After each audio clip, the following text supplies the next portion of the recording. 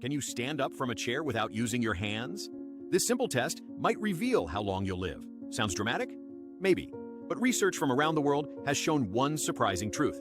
People who can stand up from a chair, or even from the floor, without using their hands, tend to live longer, stay more independent, and avoid serious health complications as they age.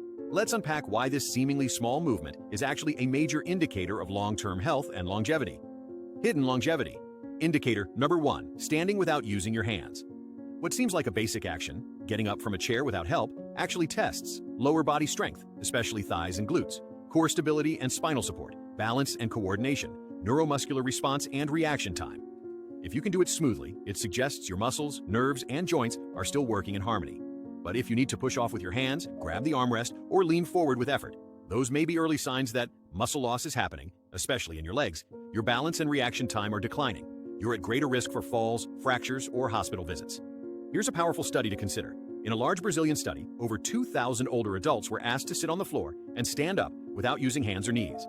Those who could do it scored higher on what researchers call the sitting-rising test and had significantly lower mortality over the next 10 years. In fact, those who passed the test lived about 6 years longer on average than those who couldn't. Why is this movement so important? Because it's not just about your legs, it's a full-body coordination test. Your brain tells your body to move, your core stabilizes your spine, your legs provide strength and lift, your joints and nerves guide balance. If any part of that system is lagging, you'll struggle to rise without help. And as we get older, that struggle becomes more common, but also more dangerous. One of the biggest predictors of loss of independence in seniors is whether they can get up from a chair or bed on their own. And that loss of mobility can trigger a cascade. Less movement, more weakness, more falls, less confidence, and eventually, reliance on others. But here's the good news. This skill can be improved, and practicing it might actually add years to your life. Want to try it yourself? Here's a simple at-home challenge. Sit on a sturdy chair, about 16 inches, 40 centimeters tall. Cross your arms over your chest. No hands allowed. Try to stand up using only your legs. Keep your balance. No stumbling. If you can do it smoothly, congrats. That means your lower body and nervous system are still well connected. If it's hard or impossible, don't worry. This video will show you how to build strength, improve control, and work toward a longer, more active life. Quick question for you. Did you try the stand-up test just now? Were you successful, or did you struggle with balance or leg power? Let us know in the comments below. Your story might encourage someone else to take that first step, literally. Hidden longevity indicator. Number 2, can you squat down and stand back up without support? At first glance, squatting might seem like a fitness move, but in reality, it's one of the most powerful ways to measure functional aging. In fact, in many countries, doctors and physical therapists use this simple test to determine whether someone is entering a phase of mobility decline. Why does the squat matter so much? Because it tests multiple critical systems all at once: knee and hip joint flexibility, thigh and glute strength, core stability to control posture and balance, neuromuscular coordination, how quickly your brain and muscles work together. In short, if you can squat down fully and rise back up without using your hands or leaning on something, it's a strong sign that your body still works as an integrated system. But if you struggle to squat or can't get back up without assistance, it might signal early signs of muscle loss, joint degeneration, delayed reflexes, poor balance control. And those factors? They're all closely linked to increased fall risk, hospitalization, and loss of independence later in life. Here's what research shows. In a large-scale study from South Korea, seniors over age 65 were asked to perform a simple squat test. The participants who could squat down and stand back up smoothly had lower risks of falling, bone fractures, and hospital stays over the next 5 years. Those who couldn't complete the squat without help were more likely to struggle with daily activities, like putting on pants, tying shoes, or picking things up from the floor. The takeaway? It's not about fitness, it's about daily freedom. Being able to squat and stand isn't just good exercise, it's a reflection of your mobility, stability, and overall body control. Want to try it yourself? Here's a simple test. Stand with your feet shoulder-width apart. Slowly squat down as if you're about to sit on an invisible chair. Keep your heels flat, back straight, and knees behind your toes. Then rise back up, without using your hands, wall, or furniture. Did you manage to do it smoothly? Or did you feel your knees buckle, your balance shift, or your thighs weaken? Let us know in the comments. Were you able to complete the squat test? What part was hardest? Was it leg strength, joint tightness, or keeping your balance? You sharing your experience might help someone else realize they're not alone, and that it's never too late to work on rebuilding strength. Because remember, not all aging is inevitable. Some of it just needs awareness and a little daily effort. Hidden longevity indicator. Number 3, can you clearly remember what just happened? Many people think memory loss is just a normal part of getting older, but that's only partly true. Yes, with age, it's normal for things to slow down a little. You might need a few more seconds to recall a name or a word, but if you often forget what you were just about to do, Lose your train of thought mid-sentence. Ask the same question again and again without realizing it. That's no longer normal aging. That's a sign your short-term memory may be slipping, and that your brain could be sending you an early warning.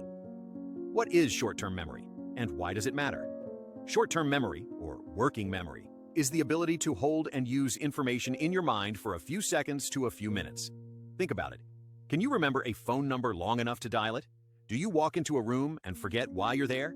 Can you recall something your friend just said 10 minutes ago?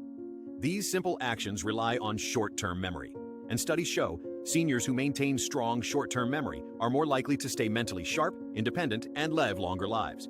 In fact, in many long-living adults, even those in their 80s, you'll notice they can still tell a story clearly, follow conversations, and recall what happened yesterday without hesitation. That's not luck, that's healthy brain function. So, what causes memory to fade? There are several common factors. Poor sleep prevents your brain from processing and storing new memories.